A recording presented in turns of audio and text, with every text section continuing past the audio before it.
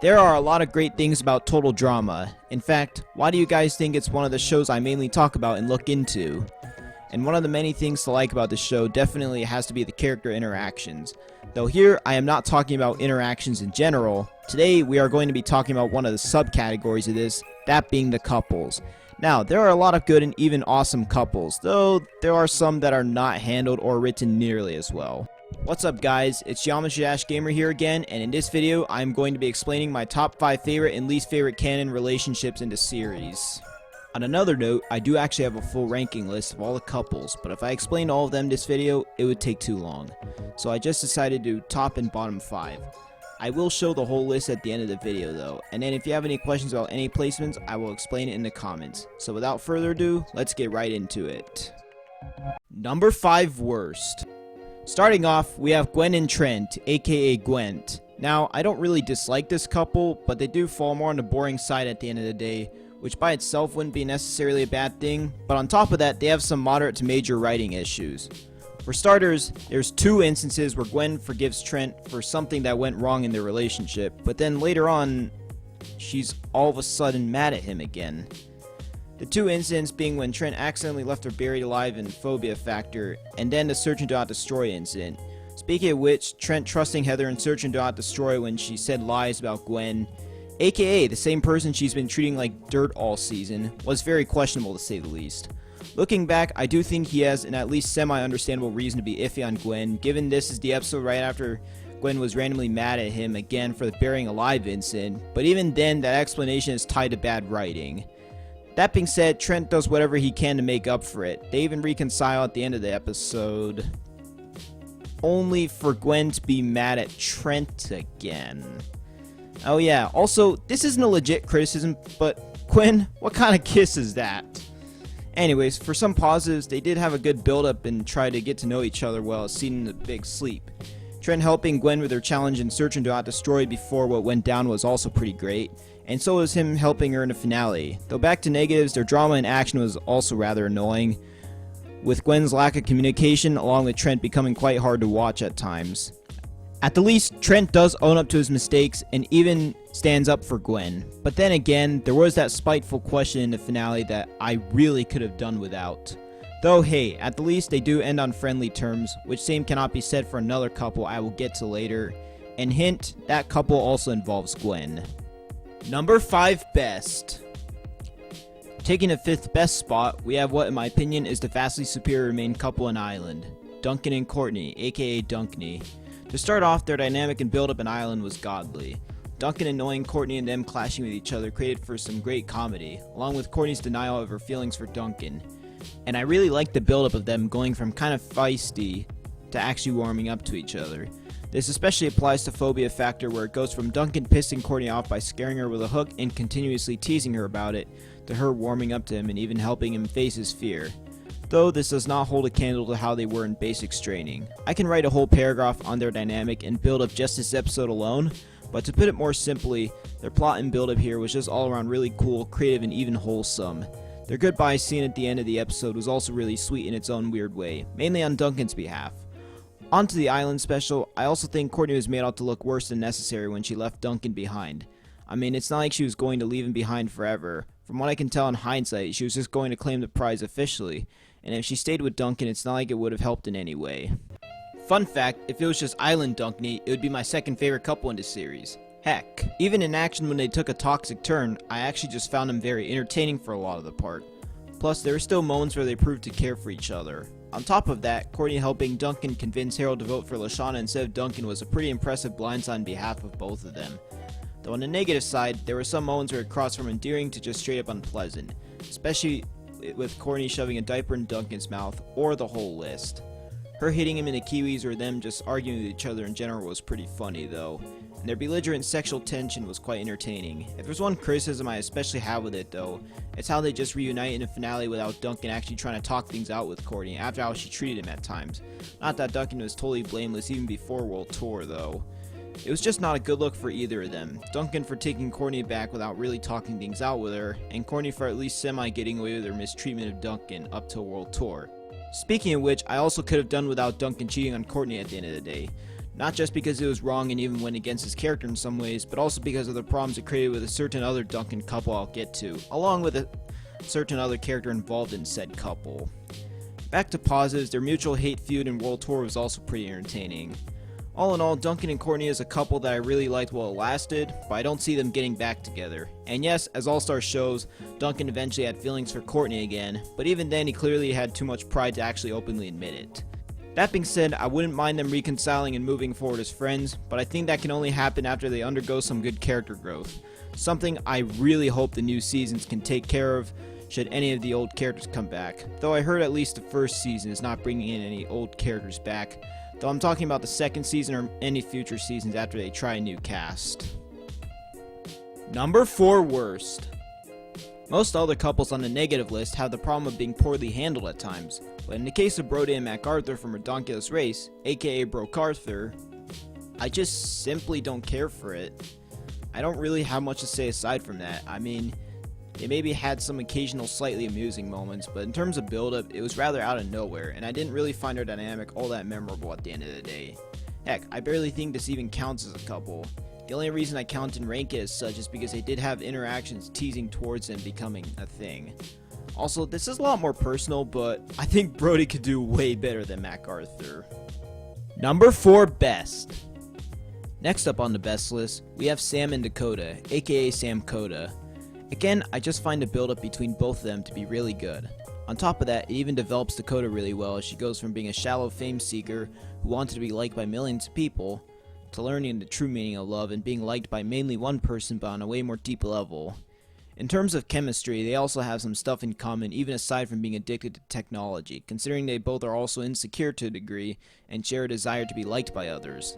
Not to mention, there were a couple pretty funny moments with Dakota regarding how she thought of Sam in terms of looks. The moment where Dakota feels insulted when Sam says they have a fair amount in common especially gets me every time. Sam also took a pretty great approach to Dakota. He acted pretty genuine, took things slowly, and was even quite humble, with his one self-deprecation joke revolving around his self-awareness that Dakota isn't very likely to reciprocate his feelings, also being very funny, even if at the end of the day she did.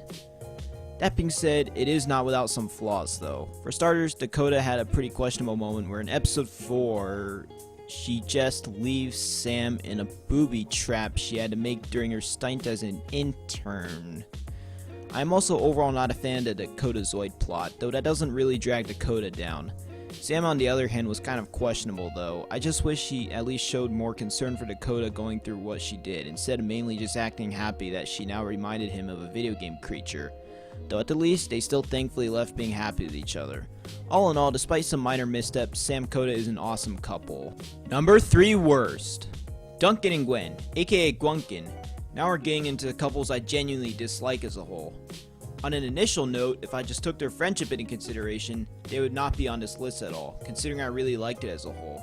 As friends, they really did seem to have a lot of chemistry, but even then it wasn't without at least one misstep, with one I'm referring to regarding Duncan's 9 theory during Beach Blanket Bogus in action. Granted, I actually think Duncan's theory wasn't baseless, considering Trent's 9 obsession popped up around the time he started getting paranoid around Gwen, but he really should have clarified to Gwen that he didn't know much about Trent and that it was just a speculation, and the fact that Gwen actually took it to heart instead of talking it through with Trent wasn't good. Aside from that though, their friendship was very cute.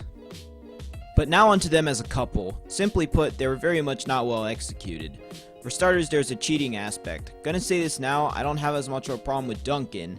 I don't exactly expect him to make good decisions or handle things very maturely, and with how Courtney treated Duncan at times, him not feeling bad and even going on to be a dick to her afterwards doesn't annoy me that much.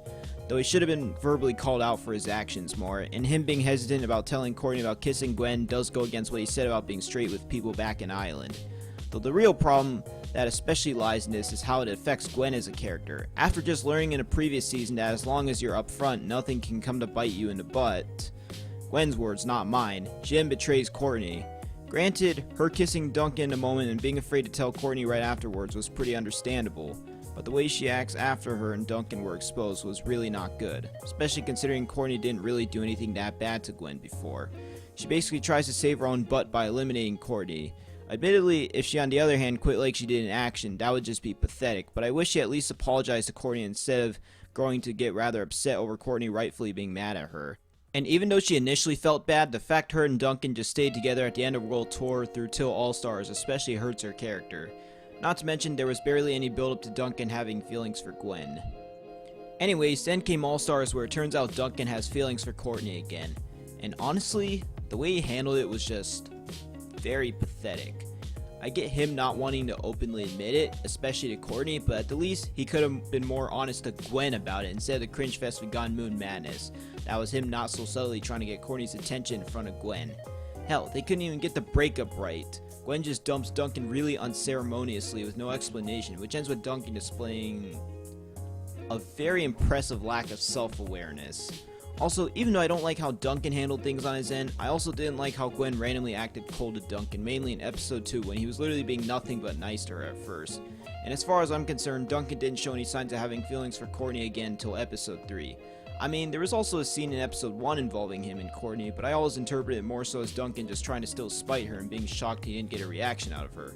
But even if that was a sign of him having feelings for her again, Gwen could have at least communicated with him instead of just randomly treating him poorly. All in all, while an ending was for the better, the way it was executed was also just really pitiful. It's especially sad that Duncan and Gwen couldn't even keep their friendship after the breakup. That being said, they do have some positives. For starters, even though Duncan's feelings for Gwen came very out of left field, they were more adequately explained in the X-Flies after they officially got together. Hell, they even communicated their boundaries when it came to their relationship. Also, while it isn't outright said, Duncan presumably trying to protect Gwen from elimination and picnic at Hanging Dork was pretty cool. Honestly, if it wasn't for how they started, they could have been a very respectable and healthy couple, albeit not as interesting or entertaining as Dunkney. Not to mention, at least in hindsight, I think the love triangle was actually quite enjoyable at times and added some interesting things to the table. Admittedly, not all of it was pleasant to watch or well executed though. As for Gwunkin, I still like it in theory, but execution wise, it did quite a bit more harm than good at the end of the day. Number 3 best. Jasmine and Sean, aka Shazmin. Now, if you've watched some of my ranking videos before, you know that Sean is my favorite character in all of Total Drama, and his romance arc with Jasmine is only one of the many reasons. For starters, they had some pretty great chemistry with each other, considering their common interests in survival and foraging. They also had some pretty cute and even funny interactions with each other, especially with Jasmine thinking Sean was only joking about his zombie obsession and her taking amusement out of that. I can write a whole essay on why Sean is godlike, along with his arc, but simply put, this also plays a part in developing Sean as through mainly some rough patches in him and Jasmine's relationship. He learns to put people over his fear of zombies throughout the season. Him sacrificing himself for Jasmine in episode 9 was especially epic. Not to mention they made for a really good powerhouse duo during the merge. If there is something wrong with it though, I'd mainly say Jasmine's anger towards Sean from episode 5 through 9. In hindsight, I couldn't help but find it rather contrived, considering it really wasn't hard to pass what Sean did off as just him playing the game. Admittedly though, I can kind of understand her being mad since he striked her very hard, but it only softens the blow a bit rather than entirely preventing it from being quite silly at the end of the day, especially considering how long it dragged out. And even if it was because she didn't want to let her feelings get in the way of her performance again, she didn't have to be so hostile to Sean about it. Oh yeah, and the less we talk about her in episode 8, the better. Back to positives though, Jasmine did eventually come around and forgive Sean. On top of that, she even has some decent development regarding her flaws. The second time Sean screwed up, she was once again mad, and this time more understandably so I'd argue, but despite that, she is quicker to trust him again. For most of the part, Jasmine is an all-around really good storyline that is fun to watch and develops both characters well, especially Sean. Number 2 worst. Next happens to be the other main Pockettail Island couple, and a way more inferior one at that. None other than Sky and Dave, aka Scave. Not gonna lie, they weren't too bad at first. In fact, their dynamic was actually kinda cool. Despite being considered more so the two normal people of their team, they both contrasted each other in some ways, with their levels of social skills being one example I can think of on the top of my head. That and how they reacted to the more wacky contestants around them. Dave was more blunt about it, while Sky, despite also clearly finding them weird, was more polite about it and was willing to give them a lot more of a chance. Though on a side note, Dave did also warm up to a couple of them, namely Ella and Sean. Plus, Sky comforting Dave in episode 2 was a really sweet moment. But then it went uphill in episode 5, at least according to what Dave thought I would say after the first word. Okay, just kidding, it actually went downhill, where Sky tries to tell Dave she isn't ready for a relationship, but when she's on the word but, Dave actually has the audacity to interrupt and tell her he doesn't want to hear it in a moment of very selfish and childish denial. That being said, Sky is barely any better considering she could have told Dave the butt plenty of times, though she somehow blatantly thinks that Dave understands that she just wants to focus on the game and that he can apparently read her mind. This is made even worse by her even trying to kiss him a couple times despite not wanting to date him, and even going as far as to repeatedly deny her feelings for him. Then I think most of us know how things went down in episode 9 in the finale. But I do have a few defenses for both characters I want to put out there again, though I have gone through them before. For starters, as much as Dave went crazy in the finale, and while the fact he interrupted Sky back in episode 5 makes him come off as entitled to a degree, by no means do I think he tried to kill Sky. If he really was trying to kill her, then why did he want to burn the money in front of her? I mean, it would be kind of hard to spite someone after they're dead. As for Sky, on top of being backed in the corner by Chris, there are some canon implications that Keith really wasn't a good boyfriend to her. And if that was the case, it wouldn't fully justify her cheating, but it would at least explain why Sky never wanted to say anything about Keith before. Back to negatives though, it doesn't help that Dave really did seem to become fixated on Sky to an unhealthy degree as time went on. At the end of the day, neither of them are really compatible enough to be in a relationship yet, and I think they would be better off just reconciling as friends. And story-wise, I can see why some people find it pretty interesting, but for me, I just somehow mainly found her drama more so annoying compared to the likes of Duncan and the Love Triangle. Number 2 best. The Goths are overall awesome characters, and how they are as a couple is no different. For Crimson and Annui, aka Crimsui? I don't know, I've never seen a ship name for this before. Anyways, I do not have too much to say in depth, but their dry humor was really funny at times. Probably my favorite moment was when Annui says "ow" in a monotone fashion as usual after he grabs a ticket from a glove of bullet ants in episode 6, then Crimson is like, "Don't be so dramatic." I also love how despite coming off as very edgy, both characters are generally cordial with others, and they are surprisingly really healthy as a couple. This definitely stems from how admirably self-possessed they are as people. Another bit of proof consisting of how badass and challenges they are. On the last note, the bit in I Love Reduncan role of them about to have some development of accepting each other for what they look like under their goth looks was really cool, even if it was interrupted by them seeing a store with accessories they could use to re-goth themselves. Now for my least favorite couple in total drama. Taking the very bottom spot, we have Sierra and Cody, also known as Codiera. And similar to Broke Arthur, this barely even counts as a couple. But again, since there were plenty of interactions pointing towards them becoming a thing, I still count it. Anyways, the fact that a big part of it includes a shtick involving stalking should already mostly explain why I don't like this couple. I don't know about others, but I was overall not a big fan of the whole Sierra stalking Cody gag. In hindsight, I mostly found it annoying and even really gross at times, and the fact that barely anyone cared especially pissed me off. Plus, people have said this before, but just imagine what would happen if the genders were swapped. On top of that, very few things can compare to how much Sierra deeply infuriated me in Can't Help Falling in Louvre, though I have already ranted on her in a previous video. Anyways, for some positives though, it isn't entirely bad from a writing standpoint through further analysis. The stalking gag wasn't without some funny moments there and there, plus there is some clever irony behind it, revolving around Cody wanting to be a ladies' man, only to be uncomfortable, albeit rightfully so, when his wish was fulfilled. Technically speaking, that is. Plus, Sierra was genuinely really sweet to Cody and even saved him from great danger various times. On top of that, she did at least sort of have some growth towards the end, of learning to tone down her obsession of Cody and just accept him as a really good friend. That is, despite still being occasionally questionable on the hot air balloon ride during the episode of her somewhat debatable development. For starters, Cody claims that she pinched his butt at least one point, and when they are in a really dangerous situation, Sierra is like, "Quick, kiss me!" Which shows that she obviously wasn't totally over her obsession of him. And this nicely leads back into some more negatives. The less we talk about her flanderization in All Stars, the better. Worse yet, it's even implied that she is somehow able to creep into Cody's house and even into his bathroom. This is mainly because of this. Yeah, needless to say, the idea of them actually getting together is completely out of the question. And quite frankly, if they actually ever became a thing, I would probably flip out big time, and also grow to dislike Sierra a lot more than I already do as of now. Oh yeah, sorry to Sierra fans, but on a last note, I've actually recently grown to mildly dislike her as a whole. And now for my favorite couple in Total Drama. Now, most couples were just couples, though this couple has the speciality of both being a couple and a rivalry. Well, along with Dunkney. The couple I'm obviously referring to is Alejandro and Heather, aka Ala Heather. Simply put, they are just really interesting and entertaining, both as a rivalry and even a couple.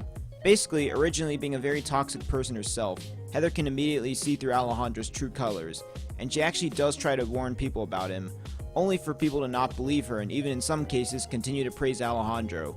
But underneath all of this, they actually have feelings for each other, and I think chemistry-wise, they are surprisingly adequate too, considering how strategic and game-driven they are. I think they both complement each other very well, and seeing Heather repeatedly deny her feelings for Alejandro with him repeatedly flirting with her was really funny, though Alejandro also had moments of denial, on a side note. And despite them fighting, they showed to genuinely care for each other some moments, and them finally accepting their feelings for each other once and for all after Alejandro got even with Heather during All-Stars was really sweet. And them instantly jumping back to fighting each other when $1 million was on the line was really funny. But even then, we can still see that they genuinely care for each other despite their really competitive nature, and that outside of this, they are surprisingly more healthy. In fact, as a couple, they are what I like to call a more mature version of Dunkney. All in all, their interactions are just done so well all around, and lastly, the fact that it is interlaced with competition and gameplay only makes it even more interesting. On a very last note, there's also this following line on Alejandro's part. Guess what? I can just turn you off. Of course you can. You're an expert at turning people off. Oh. Wow, roast of the century right there, bruh. And that pretty much wraps up my top 5 favorite and least favorite canon romance arcs in Total Drama. Like I said at the beginning, I did say I would be showing my full list ranking all 19 pairings. Though before that, I would actually like to add a couple more things that I forgot to talk about earlier. And to be completely honest, I'm too lazy to redo the recordings, so I'll just say them here. For starters, with Dunkney, I forgot to mention episode 14 of Action with Duncan's very stupid lack of communication to Courtney. I did go into more detail of that in a previous video of mine, namely my top 20 least favorite episodes, but to put it simply, Courtney was mad at Duncan over an Aftermath show clip that was shown of Duncan and Gwen getting questionably too close to each other for comfort while they were playfully wrestling under the stars, and instead of trying to reassure her like any normal being would, Duncan just gives a really stupid answer, and I guess he forgets to reassure her afterwards. That is, unless Courtney saw his confessional at one point of him being annoyed by her accusations, which her following confessional afterwards actually did have some possible underlying tones of that. But otherwise, it was a very frustratingly poorly written scene. Next up, I also forgot to mention the 2 times Duncan saved Gwen from getting hurt in All-Stars, one being in episode 3 with the leech, then the other when he saves her while she was getting chased by a horde of wild animals, right before one of the 2 infamous Moon Madness Duncan scenes. Anyways, now that that is out of the way, here's my full ranking list of every canon relationship in Total Drama. And as I said before, if you want to know any of my thoughts on the other couples aside from the ones I explained in the video, or if you just want to talk about the ones in the video more, as always, I am open for discussion.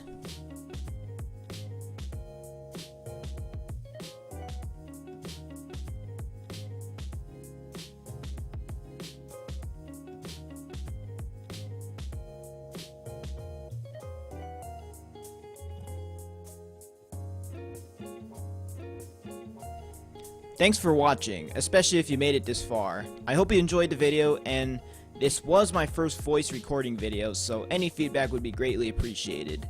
Lastly, if you did like the video, then don't forget to like and subscribe. Anyways, peace out.